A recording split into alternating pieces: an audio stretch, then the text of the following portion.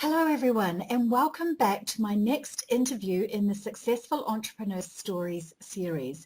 It's my great pleasure to introduce Martin Warner to you today. He's the founder of a business called The City Secret, and it provides innovative and bespoke software solutions to top-tier banks and investment houses.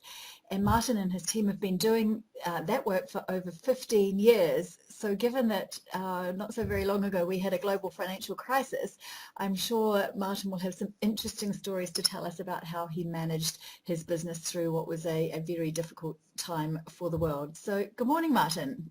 Morning. Thank you for joining me today. You're welcome. So would you please start by telling my listeners how you came to become an entrepreneur and owning this business, The City Secret? Okay, it goes back to when I was working in the city. I was really enjoying being on a trading floor, very fast paced, writing some quite fun software to help dealing desks. I had a moment on the way to work on a very crowded and hot tube, and I thought, you know what, I like this work, but I'm fed up of living in the city. So I upped sticks and we moved up to Yorkshire, which is where I'm from originally, with the idea that, go and see what I can find financial services-wise outside of London and see if I can carry on doing something interesting up there. So I did. I worked for stockbrokers for a while, and one thing led to another, and kept in contact with my friends and colleagues in the city, and it became apparent in the late 90s that there was a shortage of skills, a bit like there is at the moment, and that we had a different pool of skills up here, and that I could go and put them together and form a company and supply some expertise to people down in London, which seemed at the time a reasonably good idea to do. So I just decided, go and get it, go for it, try it out and see what would happen, and it worked, and 15 years later we're still doing the same sort of thing. Brilliant. So it seemed like a bit of a good idea, I think you said at the beginning. What were some of the early business challenges that you faced, and maybe the fears that you had to stare down at in order to get your business up and running? So I guess we all sort of do business plans, and you read books about it, you talk to business advisors, and luckily you don't know everything there is to know about starting a business, otherwise you wouldn't. You pile in, I think it's 80% confidence, and you adapt to situations that are thrown at you. And probably the worst one that hit me to begin with was, because we were a new company, no credit status, we had to pay everything up front. And that was fine, we could do that, we had some cash flow. But then what I didn't realise is that we would invoice our work, we'd expect to get paid within the 30 days, only that didn't happen because we weren't logged in the procurement system, or the payment system hadn't been set up. So there was this cash chasm that opened up, and all the careful cash flow planning you can do and all the analysis work you can do on a business plan suddenly goes a bit hairy. And I do remember that at the early days being quite a challenge until it all came right. Yes, and quite scary too when you know you've got responsibility for however many staff you had, and paying them and paying yourself, no doubt. Exactly. How did you manage through that chasm of challenge and getting yourself quickly installed into the procurement systems of the banks? I guess it was confidence, knowing that we were dealing with top-tier banks, that we would get paid. It's not like we were dealing with the general public or sort of smaller companies that may or may not be around. So we didn't have to do very careful credit checking. That basically, if the top-tier banks went, then we'd all be in a very bad place. So I had the confidence to know that we would get paid. It was just a matter of when, and then I could organise the money around that. So you got temporary financing, did you, to cover the Correct, issues? yeah. Right. Okay. So you've scaled your business a fair amount since the early days. How did you go about growing your business to the level it's at today? So I guess we started off in 2000, and we just about got up and running when .com hit us, which was quite a good early lesson of how to deal with a market that didn't go exactly as planned.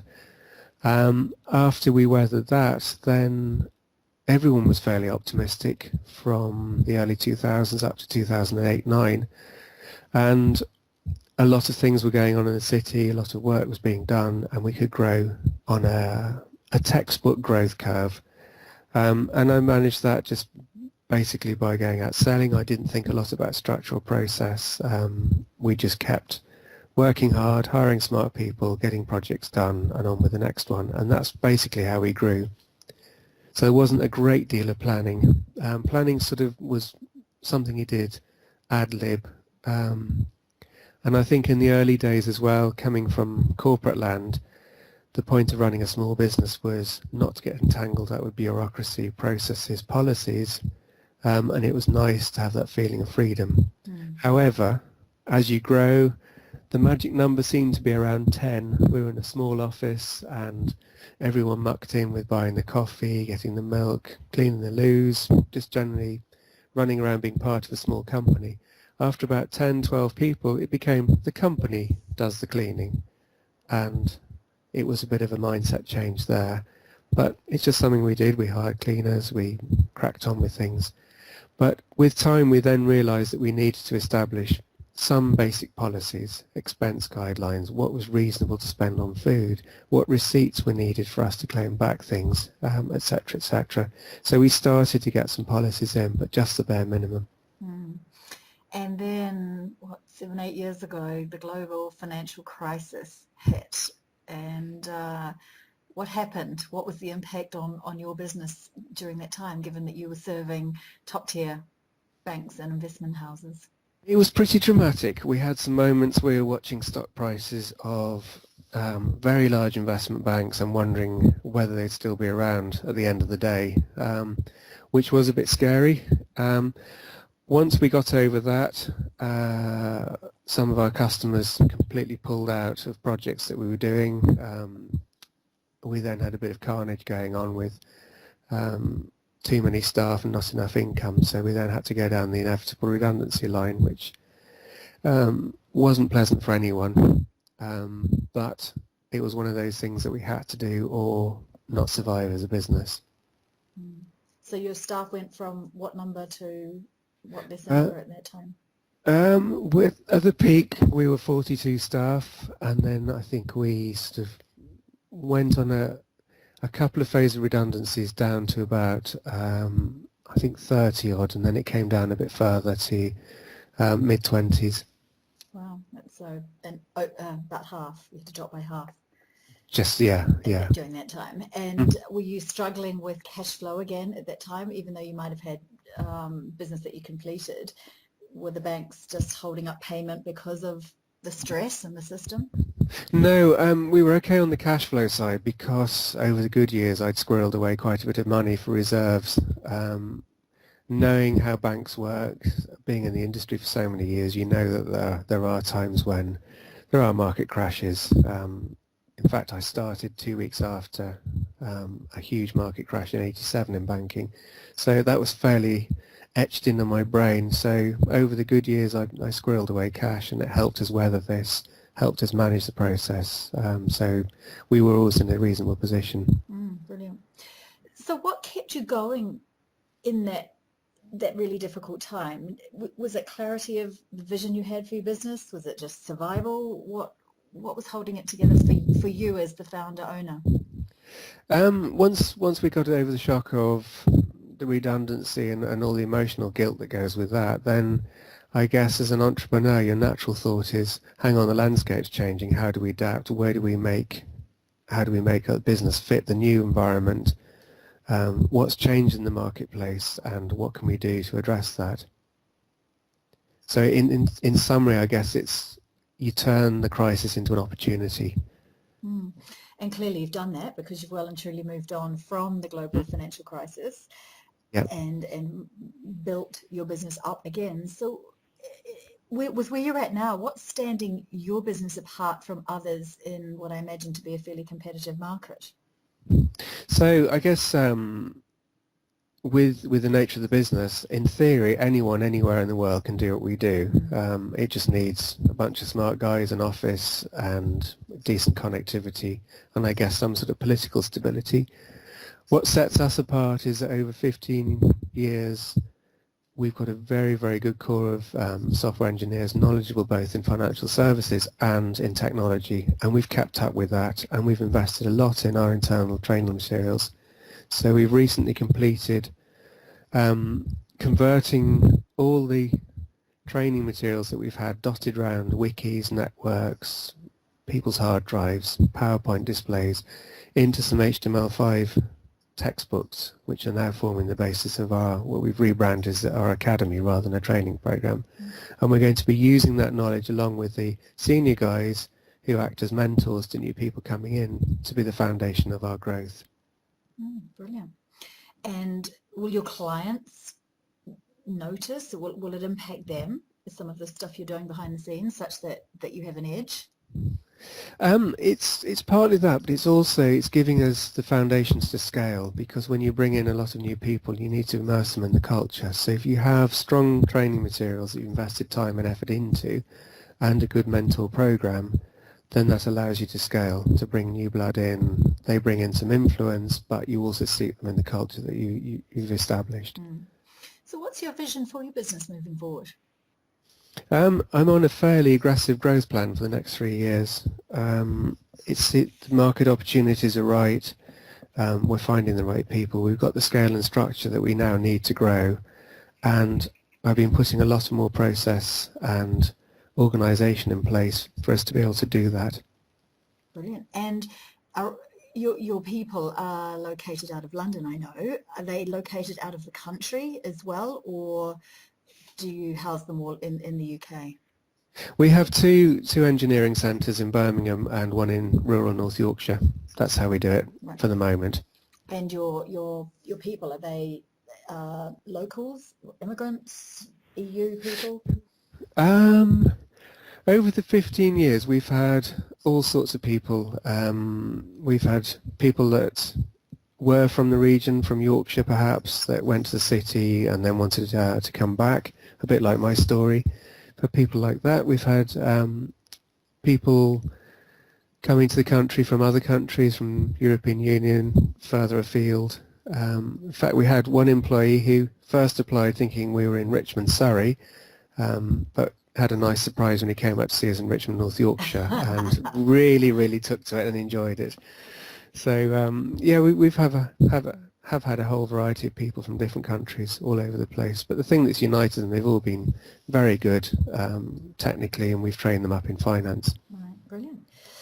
So what about your own skills? What do you believe are your key skills, and what skills have supported you to grow your business as you have?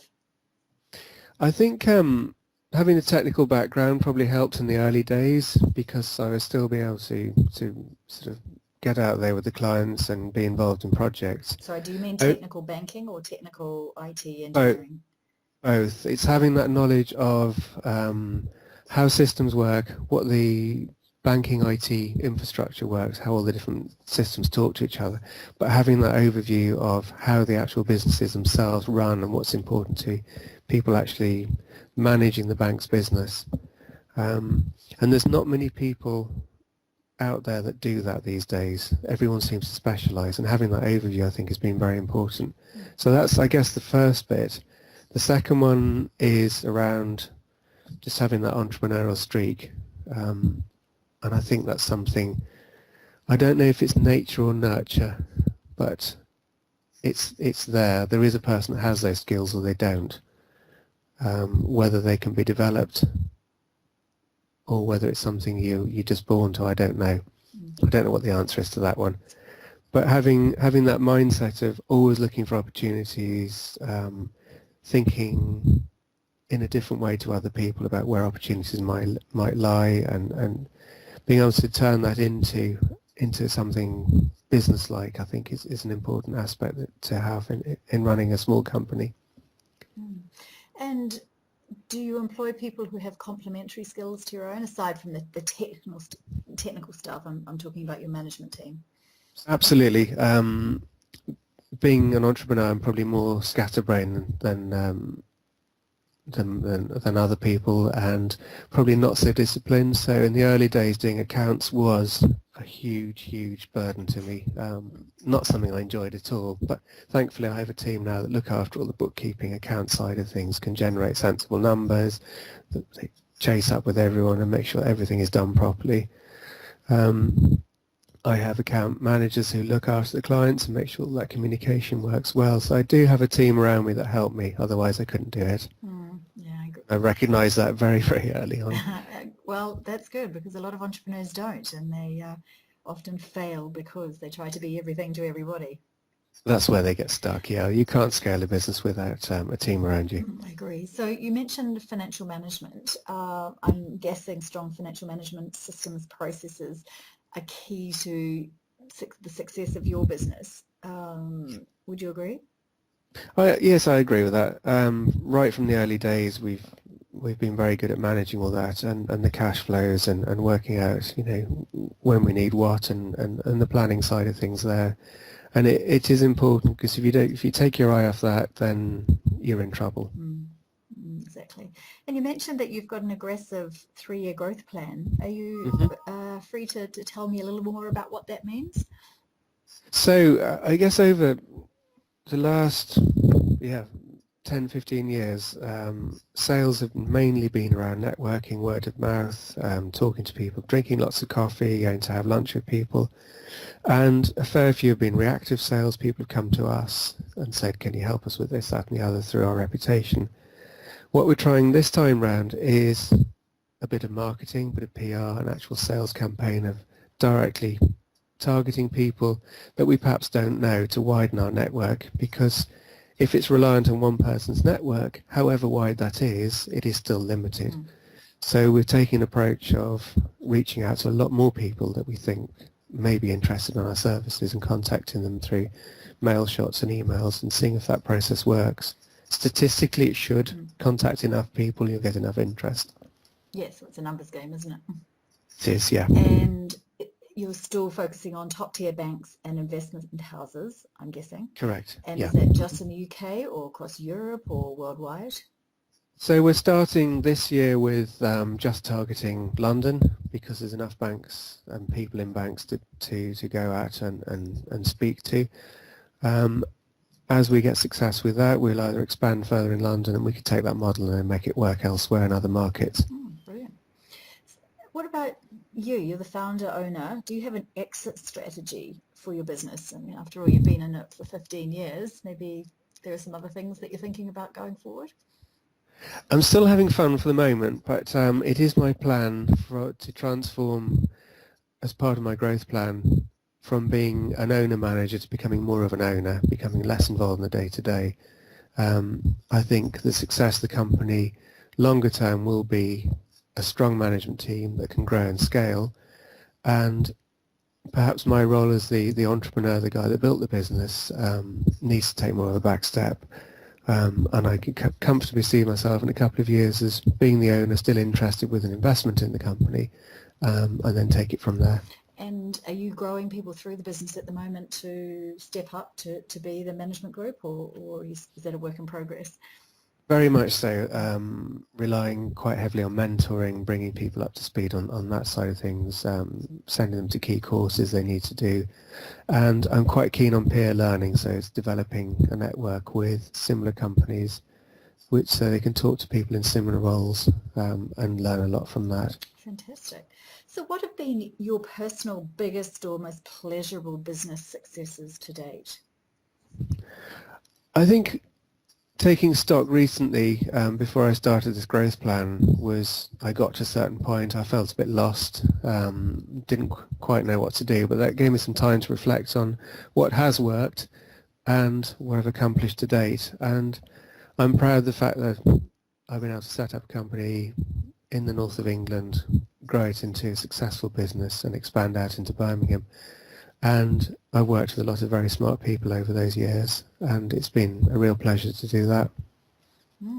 And you yourself, have you had coaches or mentors supporting you in the development of not only your business, but you the person?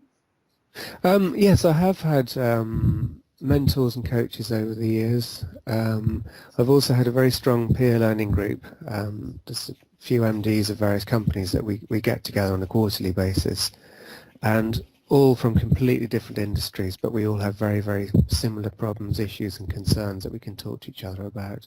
And it's good to have that support network. Brilliant. So what qualities do you think have held you in great support for the success that you've had in business and perhaps in life? It's an interesting one, that. And I don't know if I can answer it. Or let me reframe it for you. Do you think there are some fundamental qualities that a successful entrepreneur should possess in order to reach the level of success that they may aspire to achieving? I think one of the key things that you've got to do is always learn, always look for new things, always look at what you've done, take note, what worked, what didn't work, and not to get too hung up with successes and failures particularly, but just keep learning, and through that you'll just keep improving. You'll get better at doing what you're doing. The answers aren't always in a book, they're not always in an online forum. Your way of doing things is perhaps different to someone else's, but the thing that really drives, I think, every successful business forward is learning. Without that, you get ossified and your business will wilt eventually. What about belief, the belief or mindset of the owner particularly? I think, yes, you definitely need the can-do mentality. I have come across many people over the years who, talk to me and say, well, you're an entrepreneur and I'm thinking of starting a business. What advice can you give me? And you start talking to them and you realize pretty quickly that there are more of the managerial types that are very, very confident at managing, running processes, being very thorough, but they will never take that leap, never have that confidence to just jump out and say, right, you know what, I'm going to give this a go. And I don't really know where it's going to end, but I know I'm going to enjoy the path or enjoy the process of just doing it. Yeah. So based on your experience and say talking to those types of people or other young people coming through who want to be an entrepreneur, what 3 pieces of advice would you give them? I guess try lots of things out and learn. That's the first thing. I think it's quite a popular one at the moment. It is try often, fail fast, and move on. That sort of summarises the mindset you need. The second one, I guess the important one around having the confidence to do what you do, but then listen to other people as well. So don't just blindly go off and do things. If everyone around you is saying this isn't going to work, listen to them. You can't do it on your own. And surround yourself by good people. And that's, I'm guessing you're meaning not just on your team, but peer learning as you're doing, or others. The whole network, yeah. It's inside and outside, yeah. Brilliant. And finally, I'm not sure if you aspire to being 101 years like I do, but should you do, and we're in our rocking chairs chatting away, what will give you the greatest reason to smile about the life that's gone before you? Not having regrets about anything. I've always given something a try and never sat there saying, oh, if only I'd done this. Just having the conviction to go out and try things. Brilliant. Excellent. Martin, it's been a complete pleasure interviewing you today and hearing your story, and I am certain that my listeners will take inspiration from your journey in what is an incredibly competitive market, and certainly you've weathered the very difficult times that we had with the global financial crisis and come through it probably even stronger. So I congratulate you and thank you so much for talking to me today. You're welcome. Thank you very much. See you. Bye-bye. Bye.